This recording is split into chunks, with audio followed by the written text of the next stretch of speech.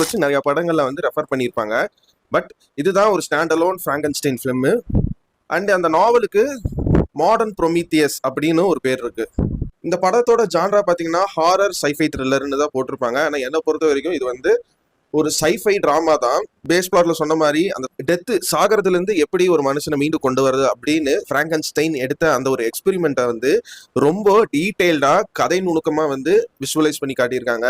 நீங்க ஒரு புக் ரீடரா இருந்தா அந்த படத்தோட ஸ்டோரி பேசிங், அந்த லோட் சாப்டர் 1 சாப்டர் 2ன்னு வச்ச கனெக்ட் எல்லாமே வந்து உங்களுக்கு வந்து ரொம்ப அழகா படத்துல ரசிச்சு பார்க்கும் வகையா இருக்கும். அண்ட் ட்ராமாட்டிக்கா அந்த கிரியேச்சருக்கும் சயின்டிஸ்ட் பிராங்கன்ஸ்டைனுக்கு நடுவில் நடக்கிற அந்த ஒரு டிராமா ரொம்ப அழகா எழுதி எக்ஸிக்யூட் பண்ணியிருக்காரு இந்த படத்தோட டைரக்டர். இந்த படத்தோட டைரக்டர் இதுக்கு முன்னாடி ஆஸ்கர் வாங்க ஷேப் ஆஃப் வாட்டர் அப்படிங்கிற ஒரு படத்தோட டைரக்டர் தான். ஹெல்பாய் 2வும் பிளேட் 2வும் இவர் எடுத்த படங்கள்ல நான் பார்த்த படங்கள். அவர் படங்கள்ல பாத்தீங்கன்னா இந்த மாதிரி ஒரு ஆர்டிபிஷியலா சயின்டிபிக்கா ஒரு கிரியேச்சர் இருக்கு அப்படின்னு வந்துட்டாலே